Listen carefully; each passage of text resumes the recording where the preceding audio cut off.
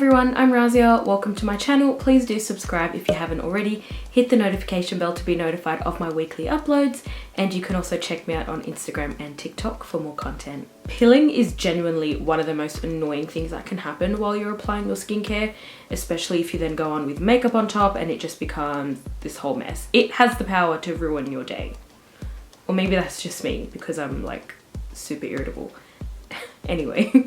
I've gotten questions from people that are like, why is my skin peeling off my face when I'm applying my skincare? It's not your skin, it is the products themselves that have decided to ball up and literally flake off the surface of your skin. As annoying as peeling can be, the good thing is it's actually avoidable. So in this video, I'm going to go through my top 5 reasons as to why your skincare might be peeling in the first place, and then give you some tips and suggestions as to how you can avoid this from happening in the future. If this is something you've been dealing with and this is exactly the type of video you need, make sure you give me a like. It really does help my channel out a lot. Before I go over some of the reasons that might be contributing to peeling, let me just go through what peeling is in general, and this will help us understand the different reasons that it can be occurring. Peeling basically occurs when the skincare that hasn't had a chance to absorb is left sitting on the surface of your skin, and as you keep applying layer after layer, this accumulates. The amount of product left on the surface of your skin accumulates, and as you continue to rub all of these products in, that added friction, there's nowhere for this product to go, so it starts to ball up and literally flake off your skin. And honestly, once this product peeling starts, it just doesn't stop. You might be trying to start flaking some of that off, and you just end up forming more flakes as you go, and before you know it, you're left with flakes all over your face. This is such a nightmare, especially if you're wanting to put makeup on. Makeup and peeling skincare is just the worst combination ever, and such a nightmare to deal with. So now that we know a little bit more about peeling, let's go on to the first reason that might be contributing to this peeling, and that's simply the fact that you might be using too much product.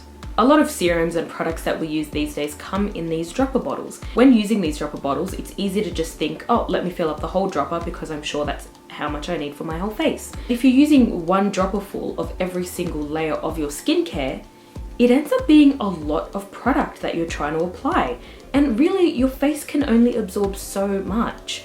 So whatever doesn't absorb is just left sitting on top of your skin and flakes off because it literally has nowhere else to go. So my first suggestion to you to avoid peeling is to use less product. If you're using a hyaluronic acid serum, a niacinamide serum, an azelaic acid, an exfoliant, whatever it is that you might be using, use only a couple of drops of each, and that typically is enough. And honestly, it's just a more economical solution as well. You go through less product, you end up wasting less product, and you don't have to deal with any pesky peeling. With most of the serums and products that we use, typically just a pea-sized amount is enough for the whole face. To demonstrate how the amount of product you use can really contribute to peeling, I'm going to be using these two serums you see here. That's the Ordinary's hyaluronic acid and their niacinamide serum as well, and I'm going to layer one on top of the other. On one hand, I'm going to apply one dropper full of each product and rub that in. So this is the hand that I applied a dropper full of each. This is my left hand, and you can see all the peeling that has occurred as I tried to rub the products in.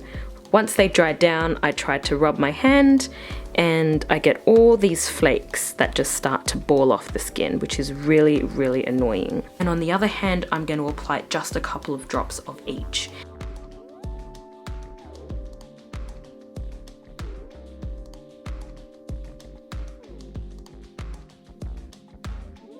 Now let's try rubbing the hand that I applied only a couple of drops of each. So that just goes to show how much of a difference it can make when you use too much product. Use the right amount for the size of your face and you should be fine. So that's my first suggestion to you. Now let's move on to the second thing that might be causing your peeling. This is following on from the first reason. The second reason that might be contributing to peeling is you're using too many layers. Going in with 3, 4, or 5 different layers of skincare, even if you're not being too generous with how much, can still really accumulate on the surface of your skin. If you're someone that uses a lot of different skincare layers and you're not being too generous with how much you're applying, but you're still experiencing peeling, maybe consider dropping one of those layers, 1 or 2 of those layers, and see how you go. Another suggestion, if you don't want to cut one of these products from your routine, is to wait in between each layer. Wait for each layer of skincare to dry down, wait for your skin to drink it up fully before going in with the next layer, and that way you avoid that accumulation of product on the surface of your skin. So try that one out and see how you go as well. Because sometimes it really is that simple. It's just a matter of waiting for your skincare to dry down before applying another layer on top, and you might experience good results that way. This tip actually applies to your makeup application as well. If you have trouble applying makeup on top of your skincare routine, make sure you're waiting a decent amount of time between your skincare and makeup application. Wait about 5 to 10 minutes for that skincare to really dry down, really get a chance to absorb into the skin, and then you can apply your makeup on top, and hopefully that helps you avoid any pilling of your makeup on top of your skincare. The next contributor to pilling of your skincare might be in how you're layering your skincare. A very general tip to help your products absorb into the skin better that I found works for me as well is layering your products from thinnest to thickest. If you guys do want a full layering skincare video, let me know down below as well. If that's something you might find useful, then I might make a video solely talking about how to layer your skincare. But for now, let's just talk about how layering your skincare can help with peeling. So usually the thinnest consistency is a toner. It's quite watery, and these generally absorb into the skin very easily. Then you want to follow that toner with any water-based serums, and again, make sure to not apply too much, especially if you've got another 3 layers to go. If you have any more emulsion or lotion consistency serums, then you want to use those after your water-based serums. And then of course top that off with your moisturizer, and if you use a face oil, you want your face oil to go on top of your moisturizer. So following on from that tip, make sure you layer your skincare like with like. Water-based serums first, and then oil-based serums later. As we know, oil and water don't mix, and oil is less dense than water, so it sits on top. So you want to go with your water-based skincare first, and then top it off with oil. Make sure the water-based serums have a chance to absorb properly before going in with the oil layered products on top. And that way there's no weird mixing of products that aren't compatible with each other on your skin, and that should help you avoid some pilling as well. The next reason that might be contributing to pilling of your skincare is the way you're actually applying your skincare. Patting product into your skin as opposed to rubbing generally works a lot better. When rubbing your skincare in, all that added friction can really just make things a lot worse, especially if you're using a lot of layers of product. Even if you're just using 1 or 2 layers of product though, rubbing can really just ruin everything. So try patting products into your skin and being very gentle with how you apply. And that honestly might do the trick for you. That really was a game changer for me personally when it came to avoiding pilling in my skincare. So try that tip out and see how you go. Especially if you just use 1 or 2 products and you're still prone to pilling, try that one. And finally, we come to the last reason that might be causing pilling in your skincare, and that's the ingredients used in the skincare. One group of ingredients in particular that is really prone to pilling are silicons. Now, silicons are not bad to use in your skincare. I know there's a lot of like silicone-free clean beauty out there now.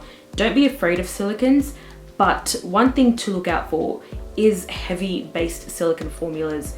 That silicone can be really annoying and just really not cooperate with the other layers of your skincare routine, and then you get that pilling, which, you know, we all hate so much. So if you are dealing with a lot of pilling at the moment, maybe look at some of the ingredients of the different skincare products you're using. I have a moisturizer that I'm using at the moment that I really don't enjoy. I'm just trying to finish it. It's got mica in there, and it really doesn't cooperate with a lot of different skincare that I'm using. Honestly, I don't even know if there's an alternative to avoiding pilling in silicone-based skincare, so I just like to avoid it at all costs and to find an alternative instead.